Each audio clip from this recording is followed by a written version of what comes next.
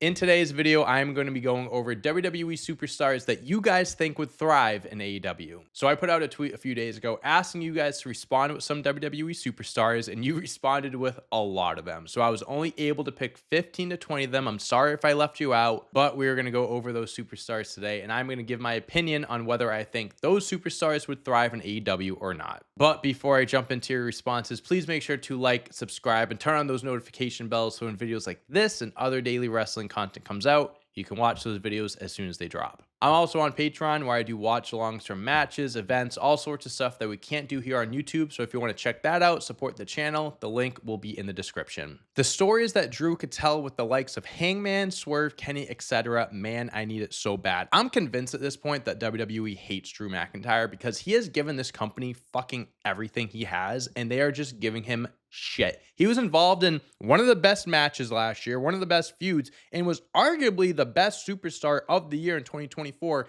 And now he's stuck at home with no passport, maybe getting ready to fight Jelly Roll at SummerSlam. What the fuck are we doing? He goes from a blood rivalry with CM Punk to, no offense, please, no offense to Damian Priest at all, but going into feuds like that. And I know there's history behind it. I get it. But then he got stuck in the US title picture, and now he's potentially fighting Jelly Roll at SummerSlam. The match is official, but we don't know if he's going to be there because of visa issues, whatever. Drew McIntyre just signed a deal, so it's not like we can hope that he can leave soon. But at this point, I have to believe AEW would treat him better because this guy, I feel like, is being held back so fucking much. And he's the perfect guy to build around. He's got the size, the strength, the look, the charisma, the mic skills. He has every tool to be the top guy, but for some reason, WWE doesn't push him or treat him as one. I don't care about long-term stories with other world champions. You fucking scrap that if you have to and reward this man. He deserves a long title reign.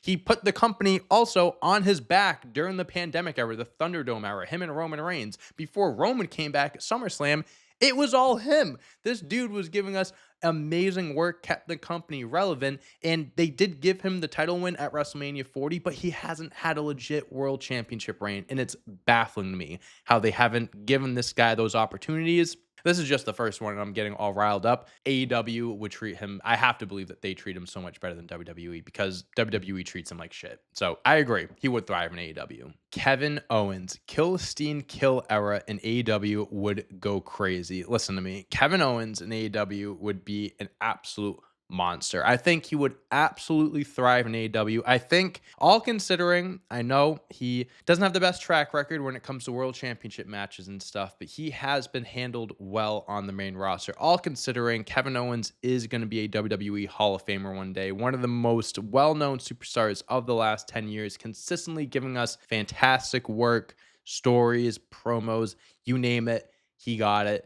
But like Drew McIntyre, this guy has everything, and WWE has not rewarded him for the hard work that he has given us over the past few years. And that's why I do believe that Kevin Owens would thrive in AEW. And then going off of this tweet that someone else responded with, thinking the matches that he would have with Ospreay, Omega, Okada, Hangman, Mox, Darby, and Swerve. Just the thought of Kevin Owens versus Darby Allin has me salivating right now. I might have to change my pants after this tweet that I'm reading off of. I think he could do a lot in AEW now with his neck injury and everything like that.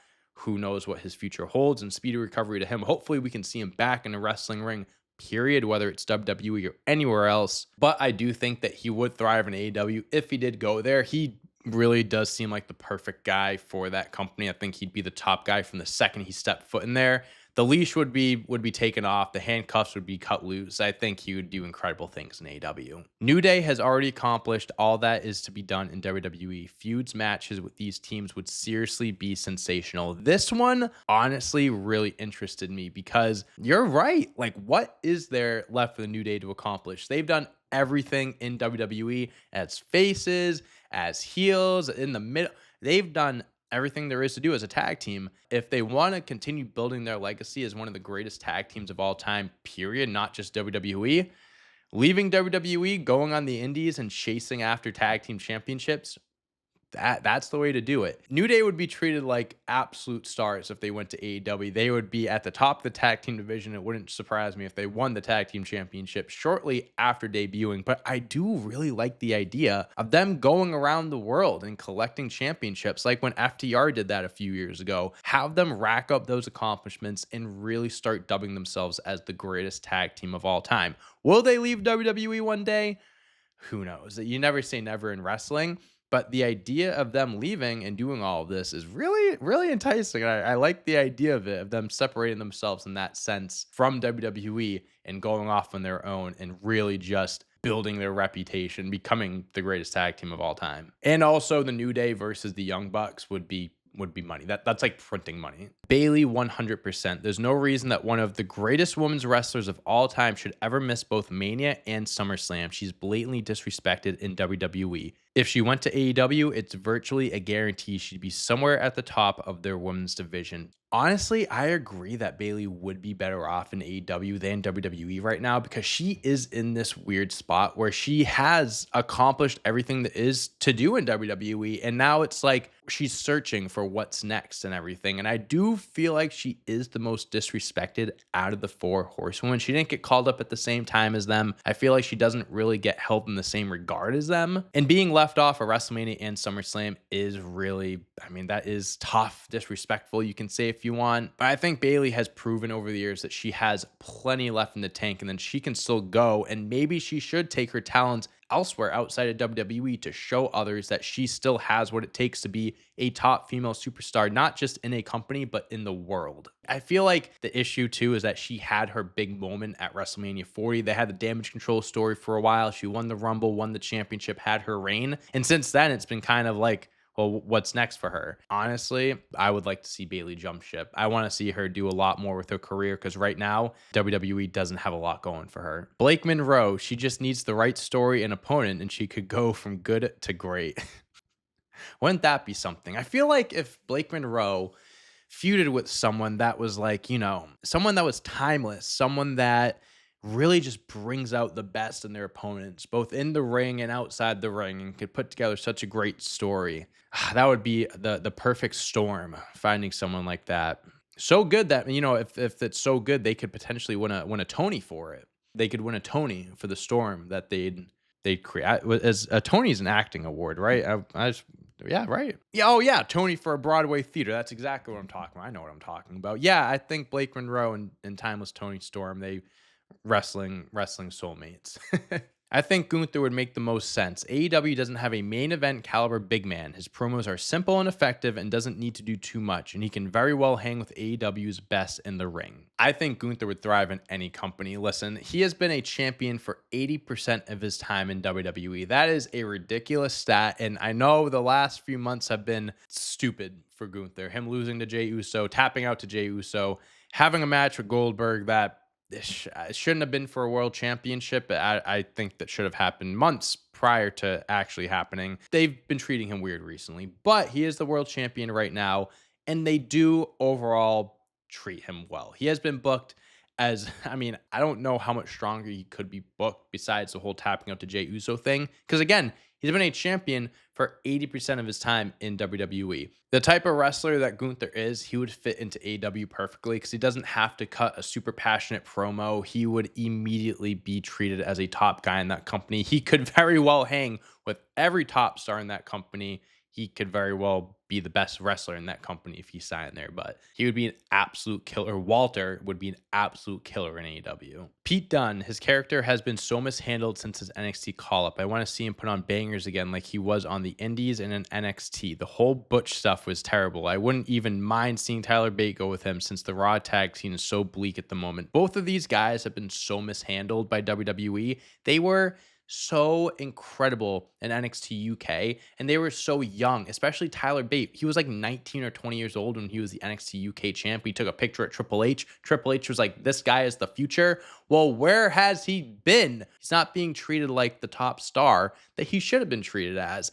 And honestly, both of these guys would do incredible in AEW. I think their style of wrestling is much better suited for a company like AEW or anywhere else on the indies than WWE. And it's frustrating because if they got the screen time, the TV time, they could put on incredible matches and the fans could get behind them and everything. And the fans do like them. They do get behind them when they're on TV, but they're never there.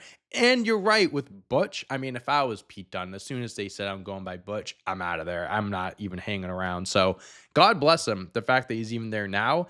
And how could I forget to mention this? This was tweeted a few days ago before Monday Night Raw, but Pete Dunne, the new El Grande Americano, I think, or he's one of 3 Americanos now. If I see Tyler Bate showing up in an El Grande Americano mask, we're done. We got to get them out of there. Personally, I think Sheamus would be very good in AEW. Strong, hard-hitting, and has a completely different look from anyone on the roster. Plus, the thought of Brody Hobbs or Mortos versus Sheamus just makes me so happy. Also, the Bar could run the tag division for a while. The Bar in AEW would be a chef's fucking kiss. I do think Sheamus would do incredible things in AEW, and by being in AEW, that would give him the opportunity to do other stuff like the G1 Climax, where I think he would be an absolute motherfucking monster if he did that. That's a pipe dream. There's no question that Sheamus' style of wrestling would fit in perfectly in AEW, and I do think that they would, they would push him well. I think he would be a strong mid-card superstar, a guy that could compete for some world championships in time too. I know he's a little bit older, so he's not a guy you can like build a division around, but I think you could have some fun with him, have some dream matches, some good hard-hitting matches. You can do some good stuff with Sheamus in AEW. Ilja Dragunov would snatch so many chains if he ever made the jump. Guys, out of all the people that we've listed on here, Ilja Dragunov, I think, would absolutely just fuck everyone up in AEW and on the indies. I know he's been hurt for a while, and who knows, when he comes back to the main roster, he could be pushed to the moon. He could beat Gunther for the world championship for all we know. But what we also know is that if he was in AEW, I think that's a guy that they could make a world champion. That's how fucking good he is. And I'm talking about the G1 with Sheamus. Don't even get me started about the thought of guys like Ilja and Gunther competing in the G1 Climax. That would be, take my money. I'd stay up late every single night to watch the G1. I'd invest. It would be the best G1 possible. Ilja Dragunov would indeed snatch so many chains if he made the jump. I couldn't agree more. Couldn't agree more. LeRae 100%. Experience, could have a lot of first-time ever bangers potentially with the current women's roster, a new direction for her character, even a slightly better chance in the title contention, no manager BS, and her potentially in extreme steps again would be awesome. I don't know too much about Candice LeRae pre-WWE, but from the clips I've seen online of hers in like indie shows and what I've seen from you guys, she is someone that would be the perfect candidate to just get a fresh start somewhere else, because she is rarely on TV. She gets put in these roles that just aren't good for her. She doesn't really get a chance to showcase her talent. And I feel like her and Johnny Gargano, honestly, would do very well in AEW, get those first time matchups. And for Candice LeRae, like, she has all this talent that, again, I'm not too familiar with her pre-WWE, but from what I'm seeing, what I'm hearing is that she has been watered down. And in AEW, the complete opposite happens. I think Candice LeRae would be able to showcase that talent that she has been hiding all these years, have those first-time matches like we talked about, and you're talking about being in title contention, a better chance at least. Of course, it's a better chance. She's not getting involved in any titles, any title pictures in WWE, so she would be better off in AEW. I don't even need to know much about LeRae pre-WWE to know that. Carmelo Hayes, his character is top tier and fits AEW style of charisma wrestling very well. Yeah, honestly, at this point, it's so frustrating because I think he'd be better off in genuinely any company that isn't named WWE. I don't understand why they don't push this guy. He's got every tool to be a top guy, and he just hasn't been pushed at the same level as his peers, the people that he got called up with at the same time. And Carmelo Hayes is a very accomplished NXT superstar. He's got all the talent in the world, in the ring, on the mic. He's got the charisma. He's got everything. And I'm not saying he needs to be pushed in like the main event scene. He doesn't need to be competing for the WWE championship now, but like, why isn't he competing for mid-card championships? Why isn't he why is he just not being treated right on the main roster? Because pairing him with The Miz and doing all these stupid storylines isn't helping. He's been on the main roster for a year now.